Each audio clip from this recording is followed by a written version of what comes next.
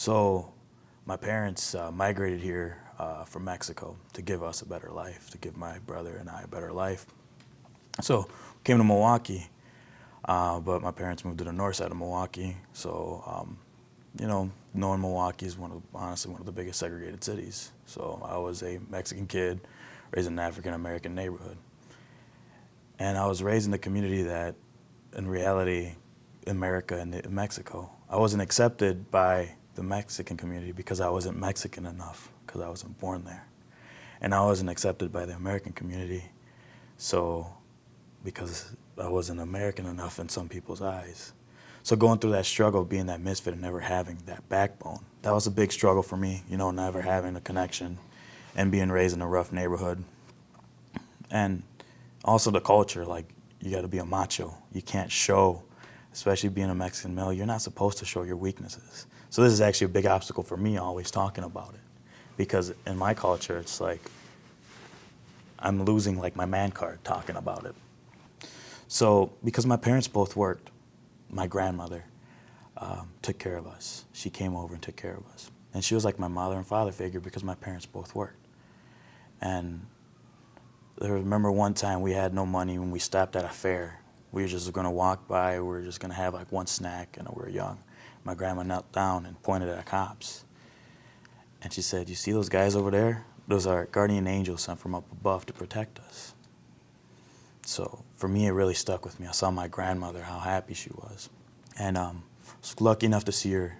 She saw me in my blues. That was one of the happiest moments of my life, that I graduated.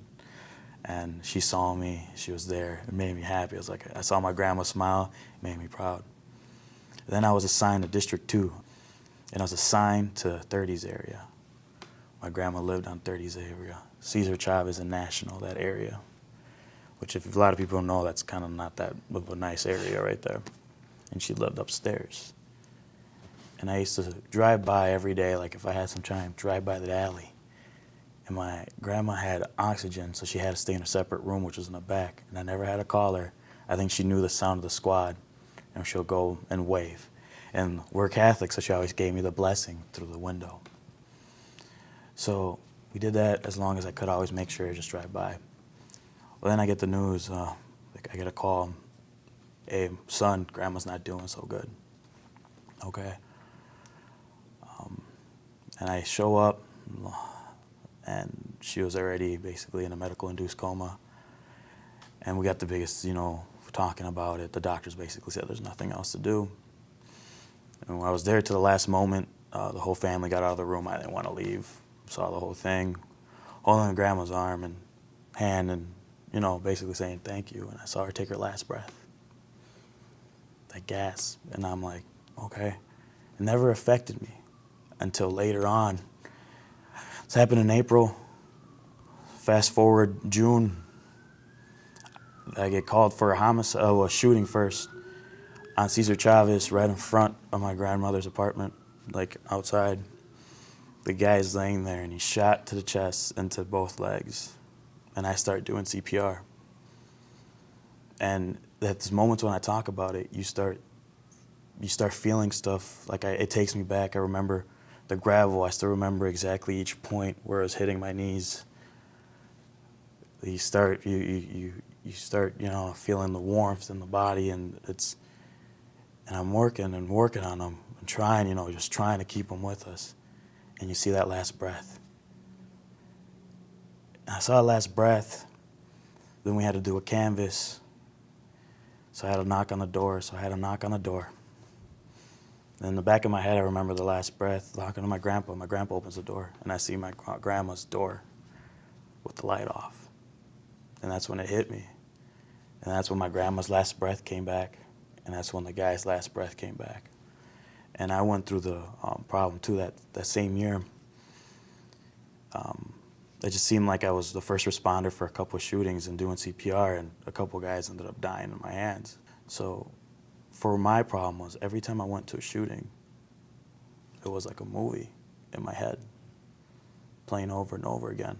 I continue seeing my grandma's last breath. I continue hearing the other people's, and it was just an image. And it sounds weird, but it seems like everyone dies with the same face. And that's what I had in my mind every time. And it affected me. I was married at the time. It affected my marriage up to the point. And the most difficult thing is being able to put that face on and go into work. And I think that was one of the biggest things of going through the trauma you went through, and you know what's going on, and having to face work through fixing other people's problems, but when deep down inside you have your own. And that was one of the biggest obstacles too. I was able to get, me and my dad never had that friendship, but later on, I think he understood like the trauma I was going through. And me and my dad was the reason that I probably pulled through talking to me. He basically told me that it's okay. Like I always thought I had to be the macho, like the culture was raised. But he's like, it's all right, son. Pulling through that, like having the support that I didn't think I had to keep it in. And on top of that too, not only did I have two families, I had my family at home. And my community was awesome. I still live in the north side of Milwaukee, and I love my city to death. And the community was awesome. But also on top of that, when I finally started talking, what helped me out is expressing my story. There's a lot more stuff, of course. But when expressing my story, my other family, my family at work, they were able to understand, and just thinking I was the only one, that helped me cope with like being able to talk about it. But all I got to say, all this trauma, I think, has built me into a person with compassion. Makes me to understand a little more. Makes me understand going to a call, the struggles I went through as a child, the neighborhood I was raised in. I think it's one of the reasons that makes me happy to do what I do. And for my mind, it's like a natural high. It makes me feel happy.